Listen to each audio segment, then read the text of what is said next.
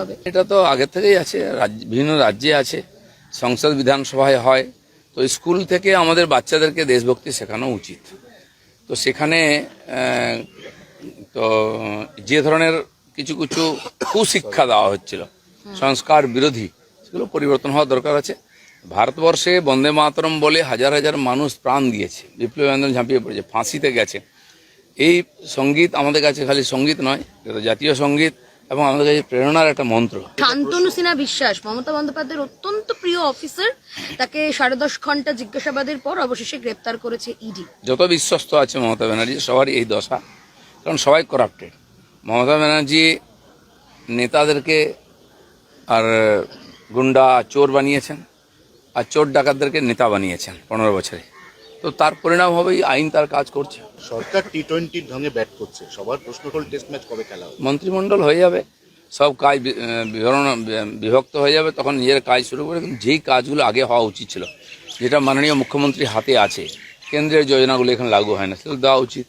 অনেক কাজ না করার জন্য সরকার ইচ্ছা করে রাজ্য সরকার নিত না, অনেক ফাইল চিঠি আসতো, সেগুলো উত্তর দিত না। সমস্ত ডিপার্টমেন্টে আছে। কার আমার এগ্রিকালচার মার্কেটিং বিভাগ থেকে একটা সার্কুলার দেওয়া হয়েছে আগে, রাজ্যের যে কেন্দ্রের থেকে আসা, এরকম বহু পড়েছিল। এবং সেই যেখানে যত সার্কুলার চিঠি পড়ে আছে সেগুলো আমরা চেয়ে পাঠিয়েছি। অনেক জায়গায় এসছে, সেখানে চাপা পড়ে গেছে, মন্ত্রীরা বলছেন কাউকে দেওয়া দরকার নেই, মুখ্যমন্ত্রী তাই ছিল, ভয়ে আপনারা করতেন না। সেগুলো আমরা চেয়ে পাঠাচ্ছি, কোথায় কি কাজ পেন্ডিং আছে সেটা আমরা পুরো করব। আপনি একটা ছোট্ট ফ্ল্যাটে থাকেন, কালকে আমরা আপনার সমনাম দিলীপ মণ্ডল তার বাড়িতে গিয়ে যা দেখলাম, আমাদেরই চোখ তেড়িয়ে গেছে। বাড়িতে আবার গুহাও আছে একটা। আগেই আমি বলতাম যে একদিক দিয়ে মাননীয় মোদীজি অসফল, কারণ মমতা ব্যানার্জি তার ইঞ্চি ফুট সাইজের নেতাদের কোটিপতি, 100 কোটি টাকার মালিক করে দিয়েছেন। মোদীজি তার নেতাদের কোটিপতি করতে পারেননি, তিনি দেশের সাধারণ মানুষকে লাখপতি করেছেন, কোটিপতি করেছেন।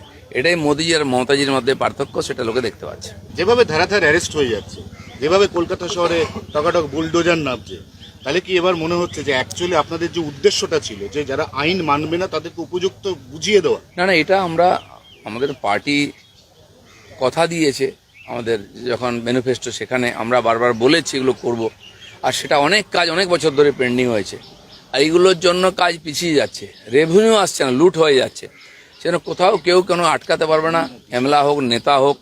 এগুলো আগে আমরা পরিষ্কার করবই, যাতে স্বাভাবিক গতিতে প্রশাসন চলে, সাধারণ মানুষের মনের মধ্যে আত্মবিশ্বাস আসে, তারা যেন মাথা উঁচু করে জীবনযাপন করতে পারেন, কর্মচারীরা যেন কাজ করতে পারেন, আপনারাও যারা মিডিয়ার লোক তারা যেন মন খুলে কাজ করতে পারেন, সবাইকে সমান সুযোগ দেওয়া। গতকাল তপসিয়াতে নওশাদ সিদ্দিকী গেলেন এবং তিনি বললেন যে তিনি এবার কোর্টে যাবেন, তিনি আদালতের দ্বারস্থ হবেন। কোর্ট তো খোলাই আছে, সেজন্য কোনো রকম যদি আইনের বাইরে কাজ হয় সবাই কোর্টে যেতে পারে।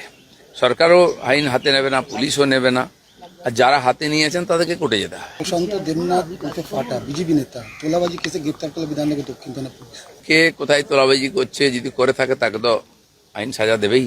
বহু লোক কয়েক বছর ধরে আমাদের পার্টিতে ঢুকে পড়েছে, পুরনো অভ্যাস আছে বা পুরনো পাপ আছে, তারও তো বিচার হওয়া উচিত। একটা সিভিক পুলিশ, ওটা কি থানার বাইরে লাঠি চার্জ, একটা ভাইরাল ভিডিও হয়েছে, লাঠিচার্জ করতে? আমি জানি না কোথায় কে লাঠিচার্জ করেছে, সিভিক পুলিশকে কে অধিকার দিয়েছে লাঠিচার্জ করার? কবেকার ভিডিও কোথা থেকে এসছে জানা নেই, সেটা মাননীয় মুখ্যমন্ত্রীর হাতে হোম ডিপার্টমেন্ট আছে, তিনি নিশ্চয়ই দেখবেন ব্যাপার।